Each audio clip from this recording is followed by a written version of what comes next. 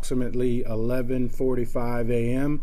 A mother and her daughter had just left church at Our Lady of Lourdes, and they were walking southbound on Halifax Avenue from the church when they were approached by the suspect, who was walking northbound on the same sidewalk.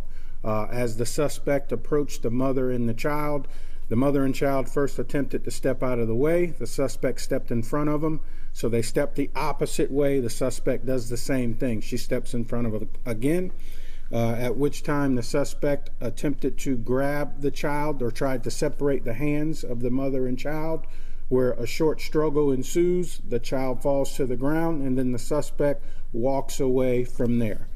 Police are called to the scene, and unfortunately we were unable to locate the suspect on Sunday. But thanks to the great follow-up of my investigators, we were able to go out to 732 North Halifax, where we were able to recover some surveillance footage, which is what was released to you all, that shows the suspect and victim and the mom on the sidewalk. So based on that, we were then able to locate the ex-boyfriend of the suspect, which is where all of our information then began to come from. So Monday night, we got a call in reference to a disturbance at that apartment. Upon arrival, the suspect is on scene. There is a struggle that ensues, and we're able to take her into custody. During that struggle, she was tacked on another charge of battery LEO, where she kicked one of the arresting officers. So she already had a warrant for violation of pretrial release in reference to domestic battery and a violation of an injunction. So she was transported out to the jail on those charges. We then coordinated with the SAO, and after speaking with her at the branch jail, she was charged with attempted kidnapping and felony battery. So upon speaking with her, she admitted to her actions. She is a military veteran, and she has a history of mental illness. She actually has a child herself that's been taken from her. She lost custody of her child, and she admitted that she was depressed as a result of it being Mother's Day. So seeing this mom and daughter walking together, that made her very jealous. So it was what she wanted to do was basically just to separate the two of them. She said she really had no intent on kidnapping the child, but she was very upset by seeing that mother and daughter walking together. That triggered something inside of her to where she wanted to separate the two of them. So she fully admitted to all of that. There was a lot that I was seeing and hearing about possible human trafficking based on the investigation. This had nothing to do with any form of human trafficking. We're dealing with a mentally ill suspect who is now in custody. So I don't stand here and make any excuses for her actions, but her history is what it is.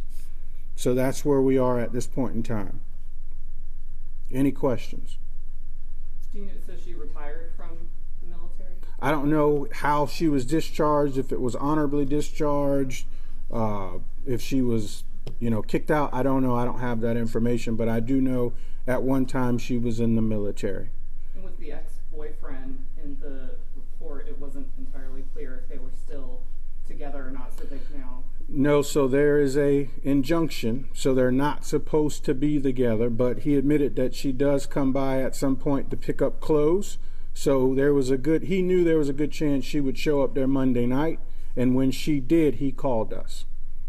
And she has a history, you said, Chief, of mental illness. Yes. Also a criminal history, am I correct on that? Yes, so her criminal history consists of, so she has a criminal history both in Florida and in South Carolina. So she's got everything from marijuana possession, driving while license suspended, failure to appear. There was an arson that apparently was dropped because they determined that she was mentally unstable to stand trial.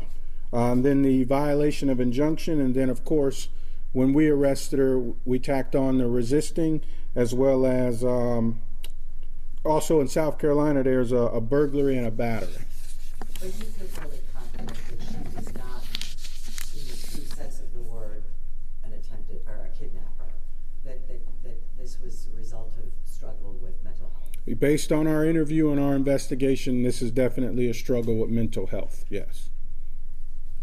Has she ever had any kind of help with her mental health issues, or has it always been jail time? I don't know what services have been provided to her in the past in reference to her issues. We don't have that information. Does she live, since she's not allowed at her ex's place, which is right there on Halifax, in this area where this occurred, does she live on the street, or do we know? Or? Ex-boyfriend mentioned that she was staying in a hotel at some point, but it sounds like she's basically homeless. You So. said that she didn't have any previous contact with this family? Say one more time. She didn't have any previous contact No. with this family? No previous contact with this family. Total strangers. But do you have any concerns, should she bond out at some point, that, this, without help, this kind of behavior? Most definitely, because I think all of her actions and probably the bulk of her arrest are due to her mental status and her being off of her medication. So yes, because I can tell you, if this were, a parent that was armed, they probably would have shot and killed her for what she did, for attempting to kidnap her child. So for her own safety, something needs to happen here. For her own safety. And the Thank mother you. of the child didn't suffer any injuries? No. Thank you, guys. The girl told us something about a tooth falling out, so she wasn't hitting the mouth or face or anything like that. No, actually, I think she lost a tooth in church. So at one point, you see they stop and take a photo because she was actually, that was a celebratory thing because she lost her tooth. So, thank you.